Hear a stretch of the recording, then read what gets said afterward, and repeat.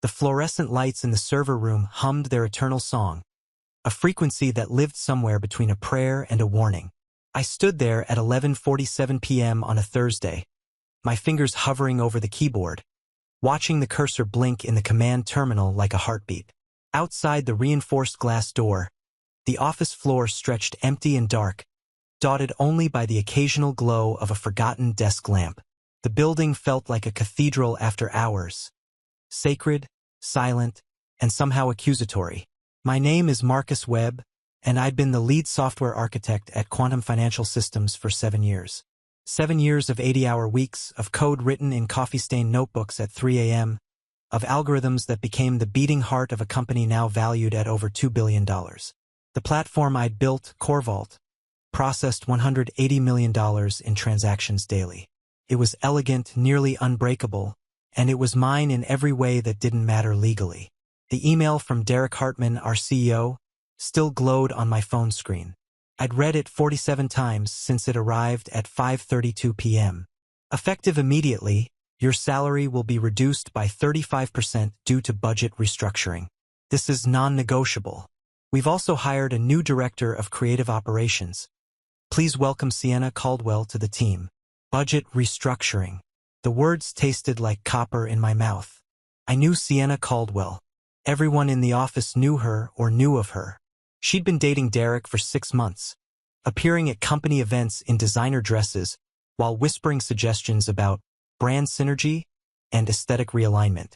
She had a bachelor's degree in communications and an Instagram following in the 6 figures.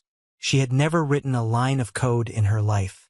The position they'd created for her, Director of Creative Operations, came with a salary of $240,000. I knew this because Jennifer from HR had left the document open on the printer, and I'd seen it while waiting for my own paperwork. My new salary after the cut would be $117,000. I'd built the engine. She'd arrived to choose the paint color.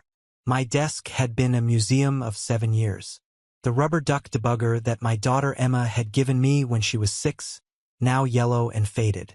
The photograph of my wife Sarah and me at Lake Tahoe, before the cancer diagnosis, before the medical bills that never seemed to end. The certificate from the Tech Innovation Awards where CoreVault had won Platform of the Year. Derek had accepted the award. He'd thanked the team in the vaguest possible terms, never once saying my name. I'd built CoreVault from scratch. The entire financial infrastructure ran through a proprietary algorithm I'd designed. A cascading verification protocol that could process and secure transactions at speeds that had revolutionized our industry. Banks, investment firms, crypto exchanges, they all relied on our system. And at the heart of it, buried deep in the authentication module, was a single line of code that made everything possible. Line 2847 of the master authentication file. 17 characters that generated the cryptographic handshake required for every transaction. Without it, CoreVault was just expensive scaffolding. With it, the platform was unstoppable. I thought about Sarah, asleep at home after another round of chemotherapy. The medical bills sat in a drawer I could no longer close properly.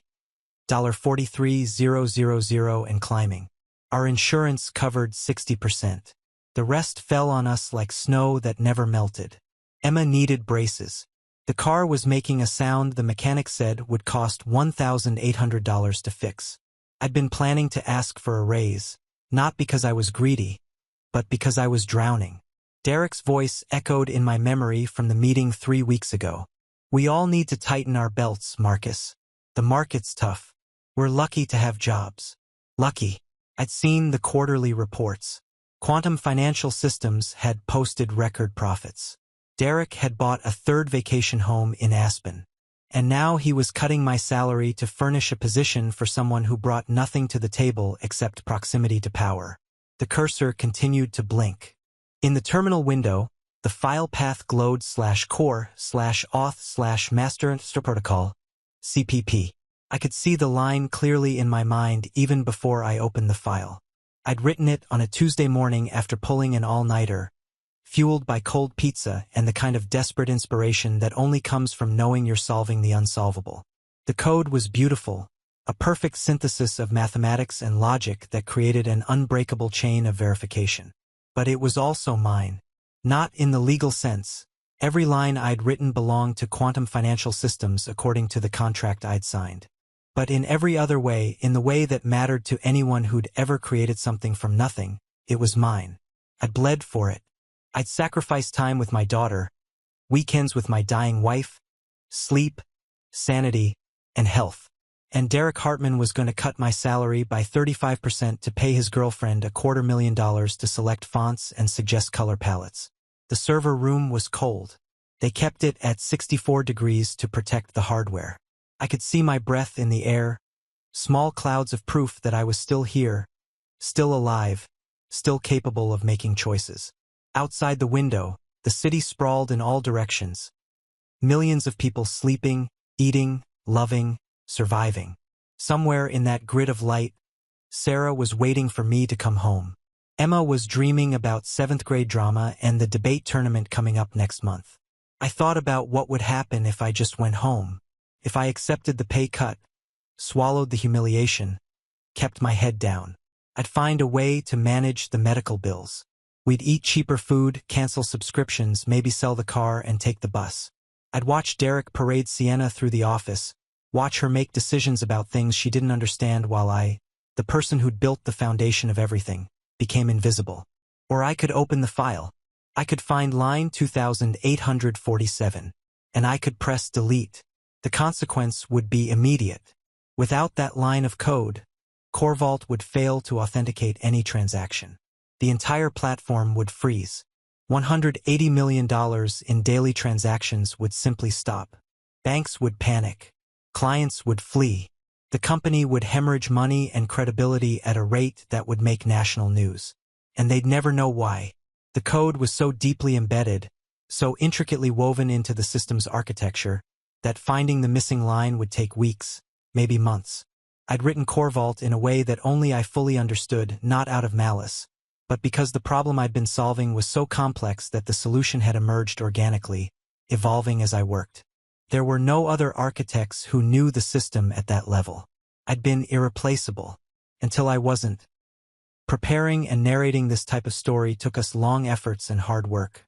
So if you are enjoying the story, please consider subscribing to our channel. My hand moved to the keyboard. I opened the file. The code scrolled past thousands of lines of logic and structure, and then there it was. Line 2847. The heart of the beast. I didn't delete the line that night. Instead, I drove home in silence, the city lights blurring past my windshield like stars in a collapsing universe. The house was dark when I arrived except for the small lamp Sarah kept burning in the living room, a beacon to guide me home through whatever storms the day had brought. She was awake, wrapped in the blue blanket her mother had made before she passed. Sarah looked smaller now than she had a year ago, the illness carving away pieces of her until what remained was somehow both more fragile and more essential. Her hair was growing back in thin patches after the last round of chemo, soft and white like dandelion seeds. "You're late," she said. Not with accusation, but with the gentle concern of someone who knew that my late nights usually meant problems I wasn't ready to discuss. "Long day," I replied, setting my bag down and moving to sit beside her. She shifted to make room, and I caught the faint scent of the lavender lotion Emma had bought her. Something to help with the dry skin that came with treatment. "Emma waited up until 9, Sarah said. "She wanted to show you her debate notes. She's researching the ethics of artificial intelligence. She has questions only you can answer, apparently." Guilt settled in my chest like a stone. "I'll talk to her tomorrow. I promise." Sarah studied my face with the intensity of someone who'd spent 15 years learning to read my silences. "What happened?" I wanted to tell her. I wanted to explain about Derek and Sienna and the 35% pay cut and the burning rage that had driven me to stand in a server room contemplating corporate sabotage. But Sarah was tired, so tired, and the weight of our medical bills already kept her awake most nights. I could see it in the careful way she budgeted every grocery trip, in how she'd stopped mentioning things she wanted, in the way she'd started talking about going back to work even though the doctors had explicitly forbidden it. "Just work stress," I said. "Nothing we can't handle." She didn't believe me, but she let it go. That was Sarah's gift, knowing when to push and when to simply be present. She took my hand, her fingers cool and thin, and we sat together in the lamplight while the house settled around us with its familiar creaks and whispers. The next morning, I sat with Emma at breakfast. She was 12, all elbows and enthusiasm, with Sarah's eyes and my stubborn streak. Her debate notes were spread across the kitchen table in an organized chaos that somehow made perfect sense to her. "Dad, listen to this argument," she said, barely looking up from her notebook. "If an AI makes a decision that hurts people, who's responsible? The programmer who wrote the code? The company that deployed it? The AI itself?" I poured coffee, my hands steadier than they had any right to be. "What do you think?" "I think it's the programmer," Emma said firmly, "because they made the choices about what the AI could do. They built it. It's like if you design a bridge and it collapses, you can't blame the bridge. You blame the engineer." The words hit harder than she could have known. I thought about line 2847, about the power embedded in 17 characters of code, about responsibility and intention and the gap between what we build and what it becomes. "That's a good argument," I said carefully. "But what if the engineer built the bridge perfectly, and then someone else came along and changed the load limits? Or used it in a way it wasn't designed for?" Emma considered this, chewing her pen. "Then it's still partly the engineer's fault for not protecting their design, for not making it clear how it should be used." 12 years old and already wiser than most of the executives I'd worked with. I wanted to tell her that the world was more complicated than debate propositions, that sometimes the people in power made decisions that had nothing to do with merit or fairness, that you could be brilliant and dedicated and it still wouldn't matter if someone else controlled the checkbook. But she was 12. She still believed that hard work and talent were enough. "You're going to destroy them at that tournament," I said instead, and her smile was worth every sleepless night I'd ever worked. At the office, the morning brought the official announcement. Derek had called an all-hands meeting at 10 a.m., and we gathered in the main conference room, 63 employees cramming into a space designed for 40. I stood in the back, watching Derek at the front of the room in his tailored suit, perfectly coiffed hair, and practiced smile. "I'm excited to introduce you all to Sienna Caldwell, our new director of creative operations," he said, gesturing to where Sienna stood beside him in an outfit that probably cost more than my monthly mortgage payment. "Sienna brings a fresh perspective and creative vision that will help us evolve our brand identity and market presence." The applause was polite and hollow. I watched my colleagues, programmers, analysts, financial engineers, trying to understand why a company that dealt in financial software infrastructure needed a director of creative operations. Maya Chun, one of the senior developers I'd mentored, caught my eye from across the room and gave me a look that said everything words couldn't. After the meeting, Maya cornered me in the hallway. "Did you know about this?" "Got the email yesterday," I said. "Along with the pay cut?" I didn't answer, which was answer enough. Maya's expression hardened. She'd been with the company for 4 years, brilliant and tireless, the kind of developer who thought 3 steps ahead and never left a bug unresolved. "This is garbage, Marcus. You built this place. CoreVault is yours." "CoreVault belongs to Quantum Financial Systems," I said, repeating the words from my contract like a catechism. "I just wrote the code. That's not how this works, and you know it. Without you, this company is nothing. You should walk. Let them figure out how to run their precious platform without you." I thought about it. Of course I'd thought about it. But walking away meant losing my health insurance, and losing health insurance meant Sarah's treatment would bankrupt us completely. I was trapped by biology and economics, by the simple fact that in America, your ability to survive illness was directly tied to your employment status. "I can't," I said simply. Maya's anger shifted to something closer to sorrow. "Then what are you going to do?" I didn't have an answer, not one I could say out loud. The weeks that followed were a masterclass in humiliation. Sienna established herself with the confidence of someone who'd never had to earn their position. She ordered a complete redesign of the company website, $85,000 to a design firm that made everything look like a startup trying to sell meditation apps. She commissioned new business cards on premium cardstock with a font she described as disruptively minimalist. She scheduled mandatory workshops on brand storytelling, and visual identity cohesion. And through it all, Derek beamed with the pride of a man who'd successfully merged his professional and personal lives without considering the cost to anyone else. I watched my paycheck shrink. The first one after the cut arrived, and I sat in my car in the parking lot staring at the numbers. After taxes and insurance, I was taking home $4,100 a month. Our mortgage was $2,200. Sarah's medications cost $890 even with insurance. Utilities, food, Emma's school expenses, the car payment, the math didn't work anymore. I'd been barely managing before. Now I was underwater. That night, I opened the envelope containing the latest medical bill.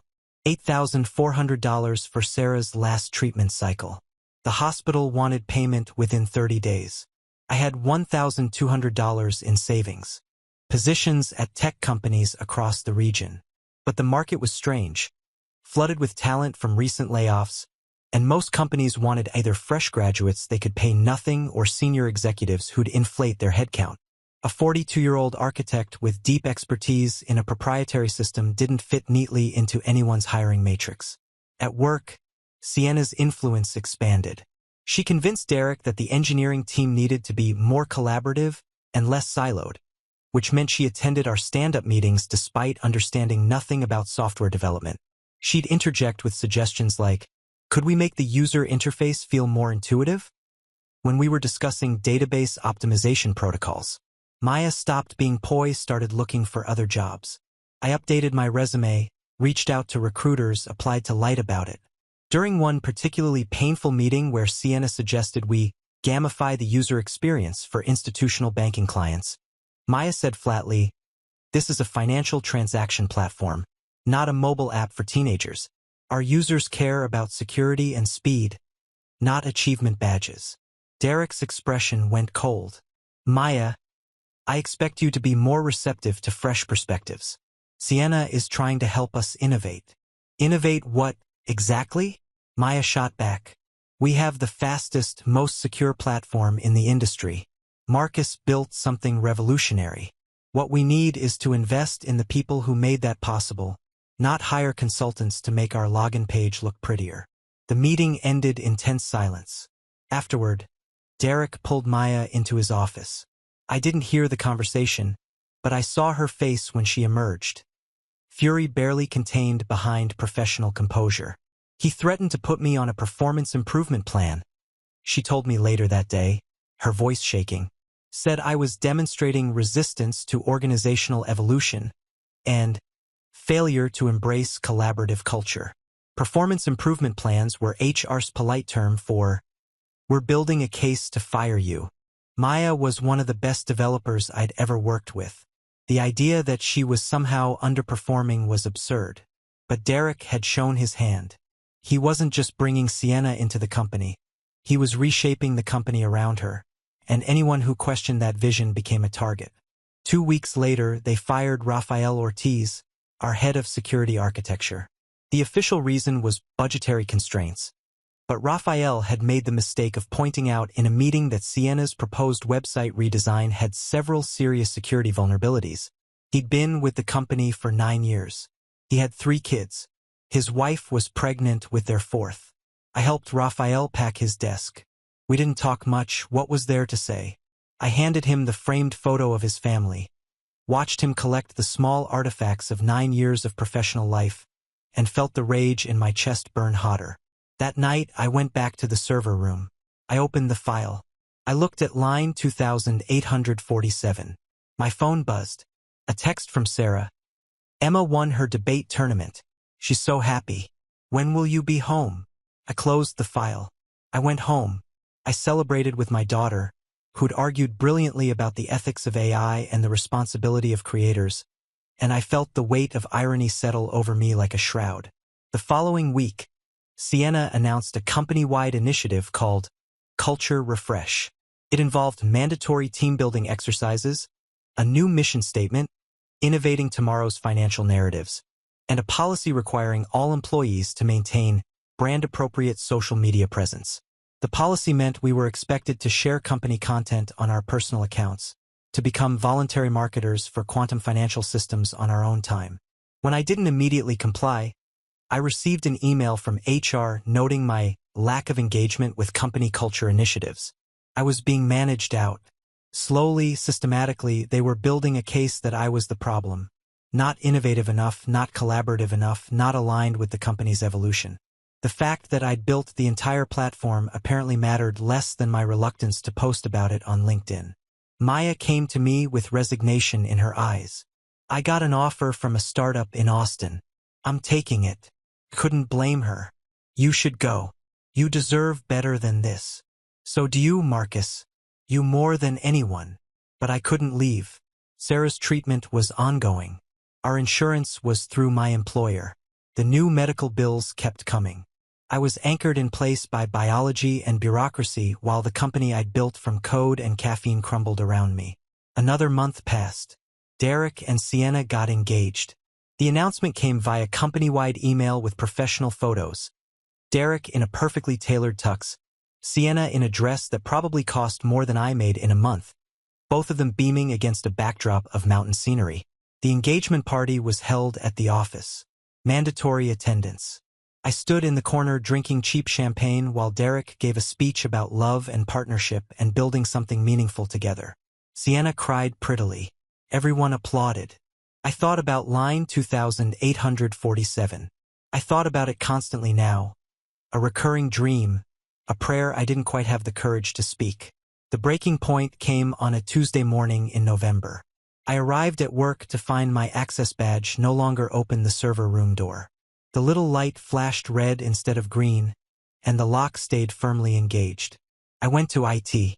Jason Kim, one of the junior admins, looked uncomfortable when I asked about it. Derek had us revoke your server room access, Jason said quietly. Said it was part of a security audit. Only essential personnel now. I'm the lead architect.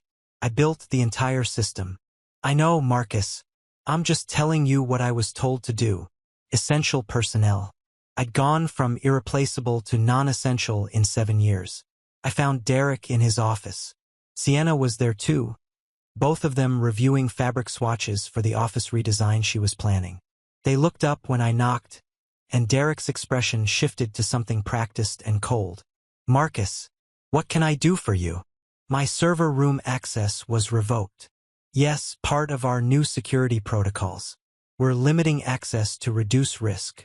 I need access to maintain the system. We're bringing in an outside consulting firm to handle maintenance going forward. Cost-effective and allows us to free up internal resources for more strategic initiatives.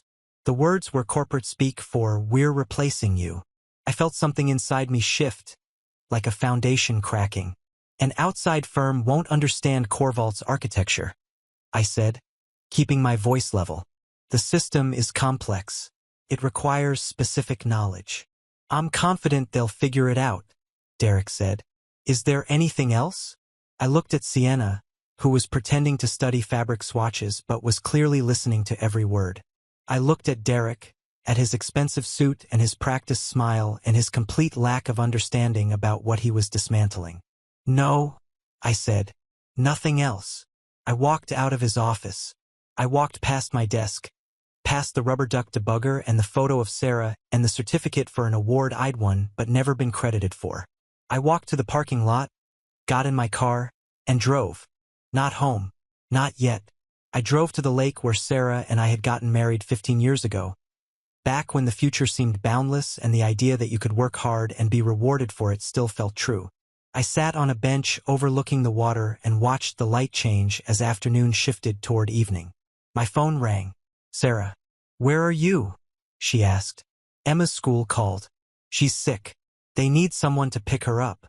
I drove to the school, picked up my daughter, who had a fever of 101 and looked miserable, and took her home. Sarah was at a doctor's appointment, so I settled Emma on the couch with a blanket and made her soup. She dozed while I worked from my laptop, trying to troubleshoot a bug report that had come through from one of our banking clients. Except I couldn't access the server. My credentials had been fully revoked. I called Jason. I need temporary access. There's a critical bug affecting transaction processing for Midwest Federal.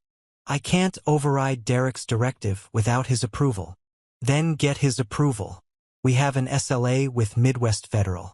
If we miss our uptime guarantee, we pay penalties. An hour later, Jason called back. Derek said to let the consulting firm handle it. They're scheduled to start next week. The bug is happening now, Jason. It's going to cascade if it's not fixed in the next few hours. I'm sorry, Marcus. My hands are tied. I hung up. I sat with my sick daughter sleeping on the couch, and I watched the bug reports multiply in my email.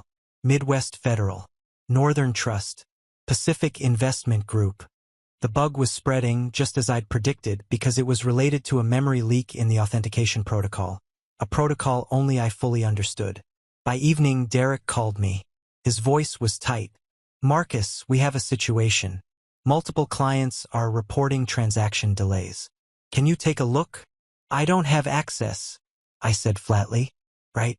Yes. I'll have Jason restore your access temporarily. How quickly can you fix this? I could have fixed it in 20 minutes.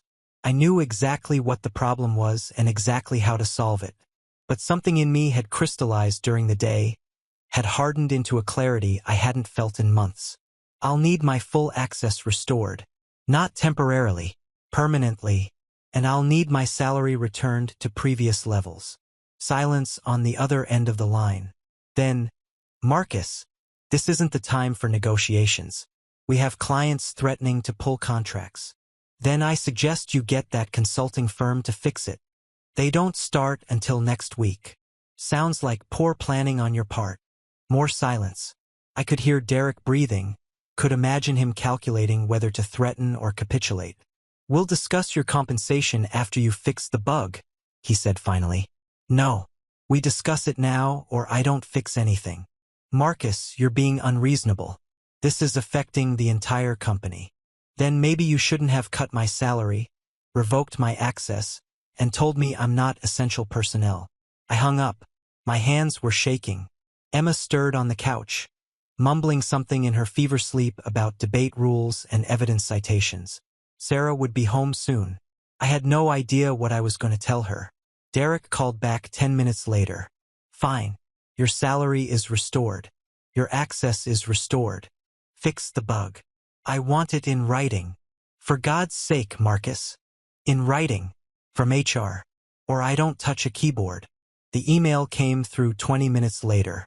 Salary restored to previous levels effective immediately. Full system access reinstated. Signed by Derek and countersigned by HR. I fixed the bug in 18 minutes. It was almost insultingly easy.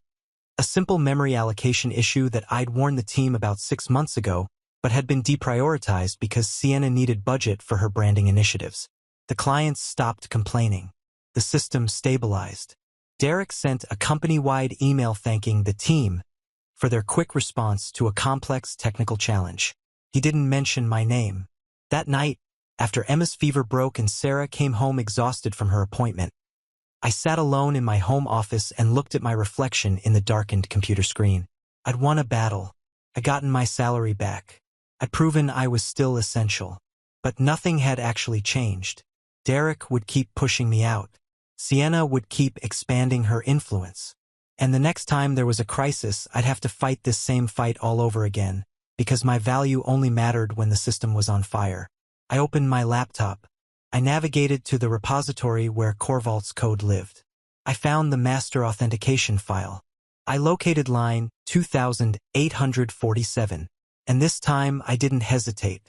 I selected the line, 17 characters that made everything possible, and I pressed delete. The change wouldn't take effect until the next system update, scheduled for 3 a.m. That gave me 6 hours. 6 hours to close my laptop, to walk away, to pretend I hadn't just lit a match in a building made of gasoline. Instead, I committed the change. I pushed it to the production branch. I cleared my browser history and closed my laptop and went to bed next to Sarah, who was already asleep, her breathing soft and steady in the darkness. The system crashed at 3:47 a.m. I know because my phone started ringing at 4:15, first Derek, then Jason from IT, then 3 different department heads in rapid succession. I silenced them all and went back to sleep. By morning, the office was in chaos. I arrived at 9, my usual time, to find executives running between conference rooms, phones ringing unanswered, and a palpable sense of panic thick enough to taste. CoreVault was completely non-functional. Every transaction was failing authentication. $180 million in daily processing had simply stopped. Derek found me at my desk. His face was pale, his carefully maintained composure cracking around the edges. "Marcus, thank God. The entire system is down. Everything's failing authentication. We've got banks threatening lawsuits, clients canceling contracts. We need you to fix this now."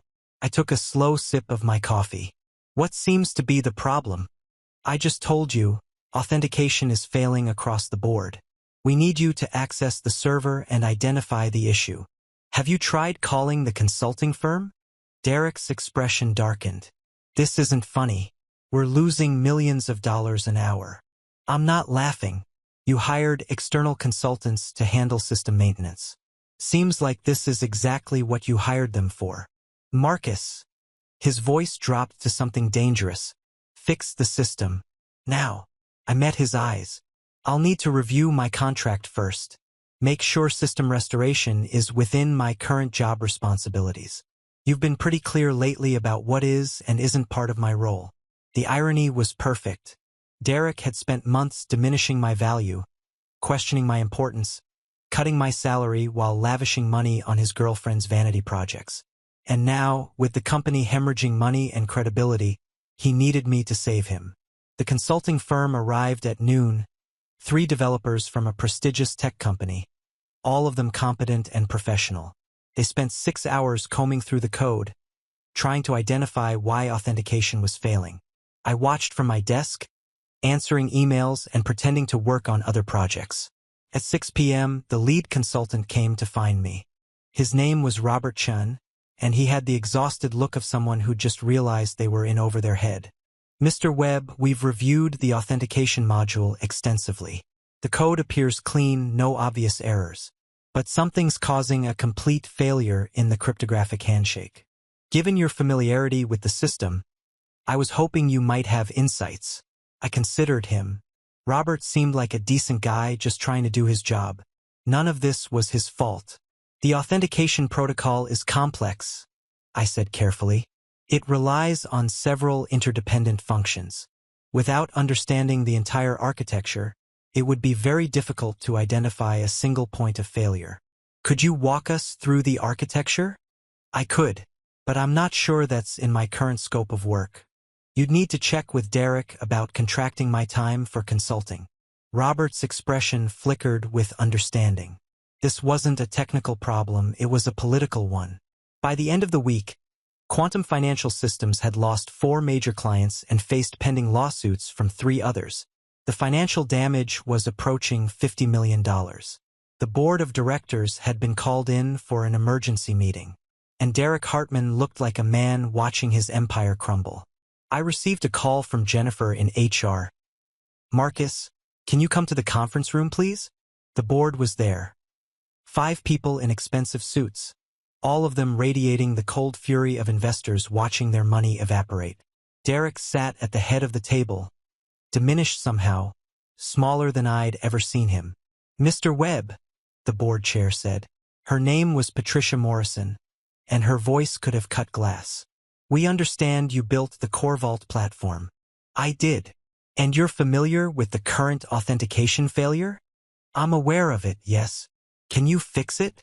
I took my time answering. "Possibly. The system is complex. It would require full access and significant time to diagnose the root cause." "What would you need to make that happen?" Here was the moment.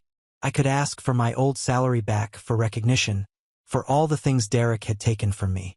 But I'd learned something in the past months. Working for people who didn't value you was a form of slow death. No amount of money would change Derek's fundamental character, Sienna's expanding influence, or the company culture that had allowed my contributions to be erased. "I need to think about it," I said. "This is a significant commitment." Patricia's eyes narrowed. "Mr. Webb, every hour the system is down costs this company millions of dollars. We don't have time for thinking. Then perhaps you should have considered that before you allowed the lead architect's salary to be cut by 35% to fund a vanity position. The silence in the room was absolute. Derek's face went red. Patricia's expression remained coldly neutral. I see, she said. What are your terms? I laid them out. Full salary restoration with a 40% increase. Stock options. A written contract guaranteeing my position and authority. Rafael Ortiz and Maya Chun rehired if they wanted to return. And Sienna Caldwell's position eliminated. That's unacceptable, Derek started. But Patricia held up a hand. Mr. Hartman, you've lost us 4 major clients and exposed the company to massive legal liability. Your judgment is not particularly trusted at the moment. She turned back to me. What else? Derek Hartman removed as CEO. Derek shot to his feet. You can't be serious. I built this company.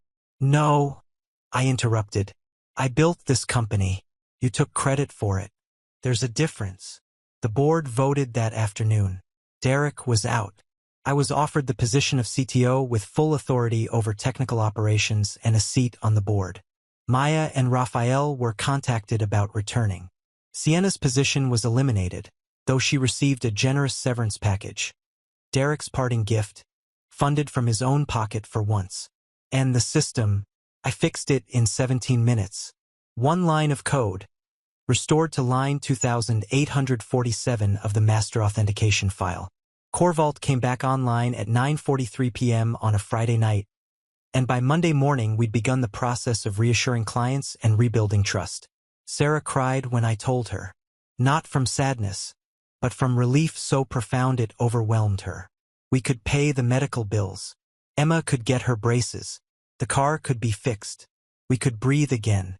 I'm proud of you, Sarah said, her thin arms around me. Not for the promotion, for knowing your worth. Emma, pragmatic as always, asked, Does this mean you'll be home for dinner more often? Yes, I promised. It means exactly that. 6 months later, Quantum Financial Systems had rebuilt its reputation and regained the clients we'd lost. Under my leadership, we'd expanded the engineering team, implemented better security protocols, and developed new features that made CoreVault even more competitive. Rafael ran security architecture with the same brilliance he'd always shown. Maya led a team of developers on our next-generation platform, mentoring younger programmers with the same patience I'd once shown her. Derek Hartman started a consulting company that failed within 8 months. Sienna Caldwell became an influencer focusing on corporate wellness and authentic leadership, which struck me as deeply ironic. I didn't follow her content, but Emma showed me one of her posts once. A carefully curated photo with a caption about learning from setbacks and finding your true path. There was no mention of Quantum Financial Systems or the chaos her tenure had caused. I didn't feel vindicated by their struggles. Mostly I felt tired, and then gradually, I felt something lighter. The absence of constant rage, the slow unfurling of a life lived on my own terms rather than in reaction to someone else's cruelty. Sarah's cancer went into remission that spring. The doctors were cautiously optimistic, using words like responding well to treatment and positive indicators that meant we could hope again without feeling foolish for it. We celebrated her clear scan with dinner at the restaurant where we'd had our first date. An Italian place that had somehow survived 20 years of changing trends by simply making excellent pasta. Emma won the state debate championship, arguing about artificial intelligence and creator responsibility with a brilliance that made me realize she'd absorbed more from our conversations than I'd known. After her victory, she asked me, Dad, did you ever create something that got used in a way you didn't intend? I thought about line 2847, about the power of deletion, about how I'd built something revolutionary and then weaponized my own creation not to destroy but to reclaim. Yes, I said, but I learned something important. What we create has power, but we have responsibility for how that power gets used. Sometimes that means protecting your work. Sometimes it means knowing when to walk away. And sometimes it means fighting to make sure the right people are in control. She nodded, processing this with the seriousness she brought to everything. I'm going to put that in my philosophy notes. A year after Derek's departure, The board offered me the CEO position. I turned it down. I'd learned that I didn't want to manage people or attend endless meetings or make decisions about office furniture and brand identity. What I wanted was to write code, to solve impossible problems, to build things that mattered. So I stayed as CTO, and we hired a CEO who actually understood that a company's value came from its people, not its aesthetics. Patricia Morrison, the board chair who'd helped orchestrate Derek's removal, became something like a mentor. Over coffee one afternoon, she told me, "You taught the board an important lesson, Marcus. We'd been so focused on growth metrics and market presence that we forgot to ask whether the people driving that growth were being valued." Derek was a symptom of a larger problem. We'd created a culture where style mattered more than substance. "Has that changed?" I asked. "We're trying. That's all anyone can do. Try, and keep trying when we fail." I appreciated her honesty. Real change was slow and imperfect, full of setbacks and compromises. But it was still change. 2 years after the crash, I gave a talk at a tech conference about system architecture and ethical leadership. I didn't mention Derek by name or go into the specific details of what had happened, but I spoke about the relationship between creators and their creations, about how technical systems reflected the values of the people who built and managed them.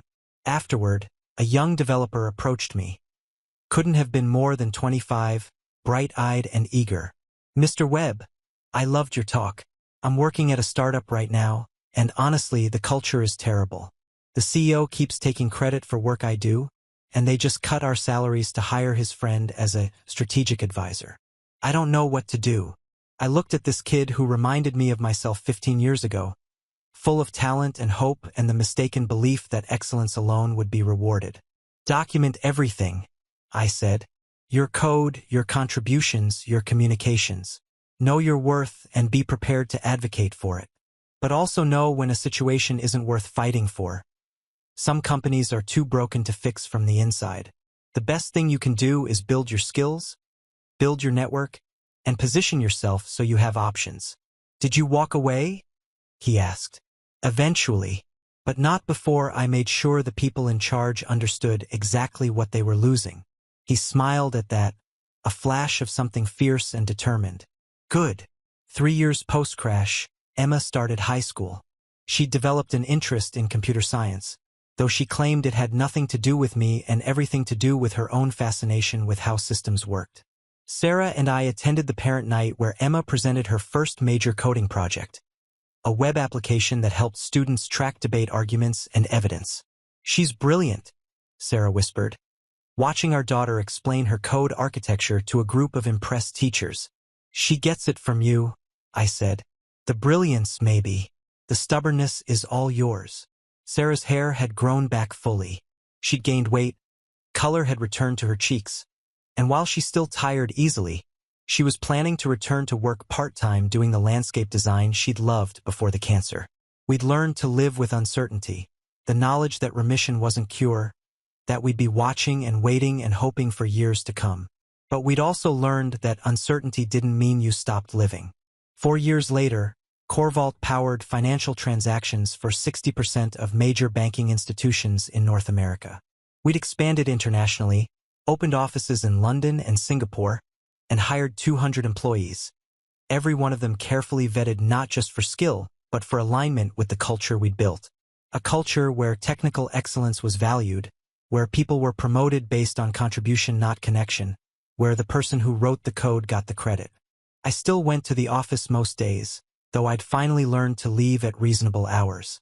I kept the rubber duck debugger Emma had given me when she was 6, now faded to almost white but still sitting on my desk as a reminder of why any of this mattered.